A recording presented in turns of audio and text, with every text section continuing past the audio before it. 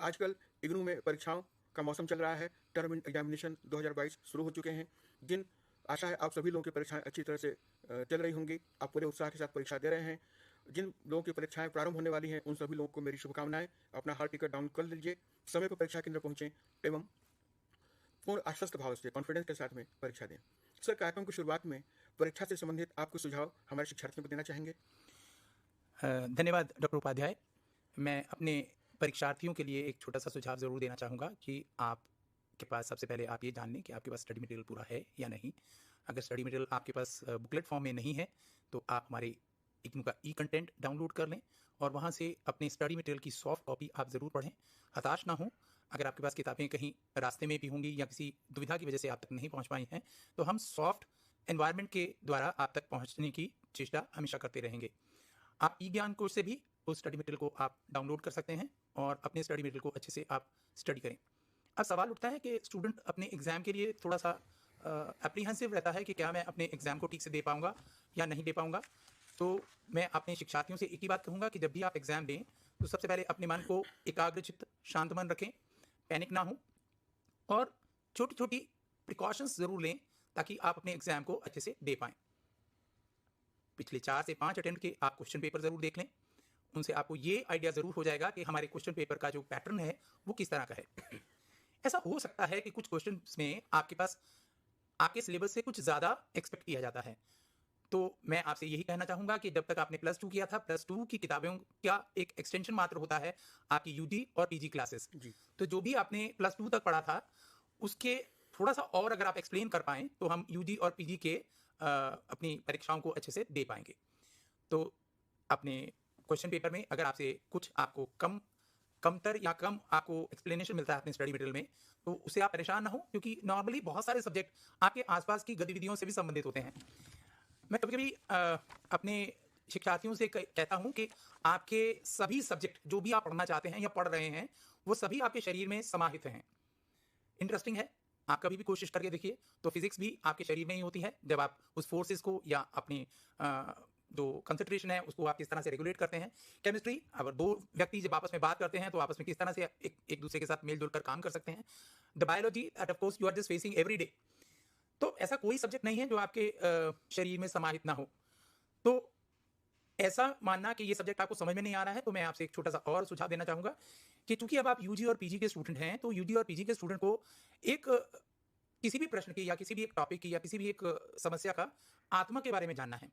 जब आप उसकी आत्मा के बारे में जान लेंगे तो उसके सुझाव या उसके कोई भी आपकी जो सॉल्यूशंस होंगे वो भी उसके साथ साथ आपको मिलते रहेंगे। तो आप जब भी अपने स्टडी मटेरियल को अध्ययन करें तो उनके पॉइंट्स आप नोट जरूर करें, क्योंकि ये एक बहुत बड़ी सुविधा आप अपने लिए क्रिएट कर रहे हैं कि जब भी आप अपने स्टडी मटेरियल के पॉइंट्स नोट करेंगे तो कम से कम आपको ये याद होगा कि इस आत्मा को आपने कौन कौन से हिस्सों में इंगित करना है। और वही आपके आंसर का एक बहुत ही ब्यूटीफुल पार्ट होता है जो आपके इवैल्यूएटर को अट्रैक्ट करता है और ये बताता है कि आपने अपने सब्जेक्ट को अच्छे से स्टडी किया है। अब एक्सप्लेनेशन की पावर आपके पास कैसे आएगी उसके लिए मैं आपसे एक बात जरूर कहूंगा कि जब आप पॉइंट्स नोट कर लें तब आप उस स्टडी मटेरियल को चाहें तो आप विस्पर भाषा में भी पढ़ सकते हैं, आप चाहें तो जोर जोर से भी पढ़ सकते हैं। ये आप पर निर्भर करता है कि आप उसको पढ़ने का क्या आपका स्टाइल है। लेकिन जैसे ही वो पॉइंट्स नोट करने के बाद आप अपने स्टडी मटेरियल को पढ़ेंगे तो आपको वो सारे का सारा सब्जेक्ट अपना अपना सा लगने लगेगा, क्योंकि वही पॉइंट्स दोबारा दोबारा आपके अध्ययन में आ रहे हैं। तो एक तरह से आपका पहला रिविजन उस पढ़ने में हो जाएगा। फिर भी आपको दुविधा लगती है तो आप उस एक्सप्लेनेशन को एक रीडिंग शांत मन से तीसरी बार कर लें तो आप किसी भी सब्जेक्ट को अच्छे से अपने एग्जाम को दे सकते हैं। ऐसे में आप पैनिक नहीं होंगे, शांत मन से अपना एग्जाम दे पाएंगे। अपने आंसर्स को जब आप एग्जाम हॉल में जाते हैं। सर, एक विद्यार्थी की कॉल आ रही है, हम उस कॉल को ले लेते हैं प्लीज। जी। हेलो सर, नमस्कार। नमस्कार जी। सर, जो स्टडी मटेरियल है वो फिजिकल स्टडी मटेरियल का जो अपडेट वेबसाइट पे होता है एमपीटीजी सेक्शन में जाकर, उसमें अगस्त 2022 में ही अपडेट हुआ है और अभी दिसंबर चल रहा है, तो ये अपडेशन नहीं मिली है। तो इसमें कैसे पता चलेगा स्टूडेंट को कि किताब हमें भेजा गया है या नहीं भेजा गया है? आपका क्या शुभ नाम है? मेरा नाम अमित है। अमित जी, आप कौन से कोर्स के विद्यार्थी हैं? मैं MAJMC का हूँ। जी, अभी तक आपकी बातचीत से लग रहा है कि आपको अभी स्टडी मटेरियल नहीं मिला है। जी। जैसा कि सर अभी शुरुआत में बता रहे थे कि स्टडी मटेरियल आपको पहुंच जाएगा और मीनवाइल आप अपने समय का सदुपयोग करते हुए सॉफ्ट फॉर्म में ई ज्ञान कोर्स की लिंक पर जा करके या फोन में ई कंटेंट ऐप डाउनलोड करके आप सारे स्टडी मटेरियल को पढ़ करके असाइनमेंट लिखना शुरू कर दीजिए। और अपडेशन का कार्य लगातार चलता रहता है। आपने बताया कि अगस्त तक की सूचना उपलब्ध है, दिसंबर वाले तक की भी सूचना जल्दी से आ जाएगी। मैं डॉक्टर उपाध्याय की बात को थोड़ा और आगे बढ़ाऊंगा कि जब आप अगस्त में आपका जो अपडेट हुआ होगा, तो वहाँ का जो आपका एक कोड है, उस कोड को अब तो चूंकि समय बहुत हो चुका है, तो वो कोड आपको इंडिया पोस्ट पर उपलब्ध नहीं होगा। आप एक समय सीमा के भीतर भीतर अगर इंडिया पोस्ट पर चेक करते तो वो स्टडी मटेरियल का पैकेट आपको उसका ट्रैक भी आप ले सकते थे। जी हाँ। That bar code gives you the entire scenario कि आपका पैकेट किस जगह पर अटका है। और अब मैं पूरी तरह से आश्वस्त हूं कि आपका स्टडी मटेरियल आपको पोस्ट हुआ था, और अगर वो पोस्ट हुआ है, कोई बार कोड उस पर दिखाता है, इसका मतलब ये हुआ कि वो आपका स्टडी मटेरियल आपके गंतव्य स्थान पर ना पहुंचकर हेडक्वार्टर या आपके कंसर्न रीजनल सेंटर पर वापस चला गया है। तो आप अपने रीजनल सेंटर में एक बार तुरंत अगर आप कांटेक्ट करेंगे तो आपको स्टडी मटेरियल का पैकेट हो सकता है आपको जल्दी ही उपलब्ध भी हो जाए। धन्यवाद। लेकिन रीजनल सेंटर तो सर कहते हैं कि आप हेडक्वार्टर से पता कीजिए। बट आपका रीजनल सेंटर कौन सा है, ये थोड़ा सा इंगित कर दें। आपका रीजनल सेंटर कौन सा है?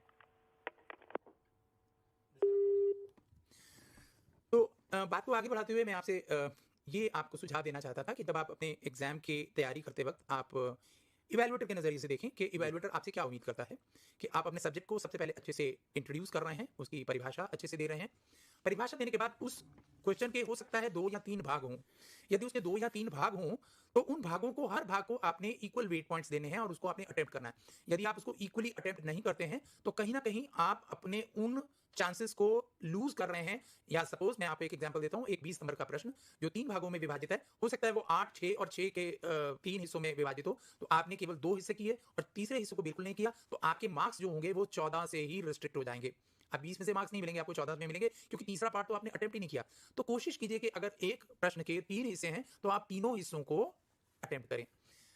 उन तीनों हिस्सों को जब आपने हिस्सों को एक तरह से एड्रेस कर लिया, तब आप छोटे छोटे पॉइंट्स बनाएं। क्योंकि आप रनिंग, अगर आप लैंग्वेज लिखते हैं तो बहुत सारे स्टूडेंट बहुत अच्छी राइटिंग लिखते हैं जो तुरंत पढ़ी जाती है, लेकिन बहुत सारे स्टूडेंट्स की राइटिंग भी नहीं अच्छे से पढ़ पाते हैं, और वो इवैल्यूएटर के लिए एक मुश्किल का सबब बन जाता है और वो आपके मार्क्स भी कमाने का एक कारण बनता है। तो आप छोटे छोटे पॉइंट्स बनाएं ताकि आपकी मंशा एक इवैल्यूएटर के सामने आ जाए कि यस, आप इस टॉपिक के बारे में जानते हैं और इसके छोटे छोटे हिस्सों को भी आपने पढ़ा है। अगर आप और भी अच्छे से अपने मार्क्स को एक लेवल को बहुत अच्छे से बढ़ाना चाहते हैं, आप एक्सेलेंट जाना चाहते हैं, एक पर्टिकुलर लेवल से भी ऊपर जाना चाहते हैं, सुपर लेवल पर जाना चाहें, तो आप वहां एक कंक्लूजन, अपना एक मत भी दे सकते हैं। वो हो सकता है कि उस टॉपिक से कहीं भी मेल ना खाता हो, या आप उसके अगेंस्ट में भी कह सकते हैं, but then it is all fair, क्योंकि आपका अपना मत है। तो वहां आप ये जरूर एक डिस्क्लेमर देंगे कि ये मेरा पर्सनल मत है, मेरा ये मानना है कि इस टॉपिक को इस तरह से भी समझा जाना चाहिए। एक इवैल्यूएटर के लिए एक बहुत बढ़िया अट्रैक्शन पॉइंट होता है जब आपने उन्हें ये कहा कि साहब, इस तरह से एक स्टूडेंट ने अपनी एक एक्स्ट्रा नॉलेज भी हमारे साथ शेयर की। तो अगर आप इन छोटी छोटी बातों का ध्यान रखेंगे तो आपके आंसर्स एक एवरेज से बहुत अच्छे लेवल तक जाएंगे और आप अच्छे से मार्क्स भी ले पाएंगे। धन्यवाद सर।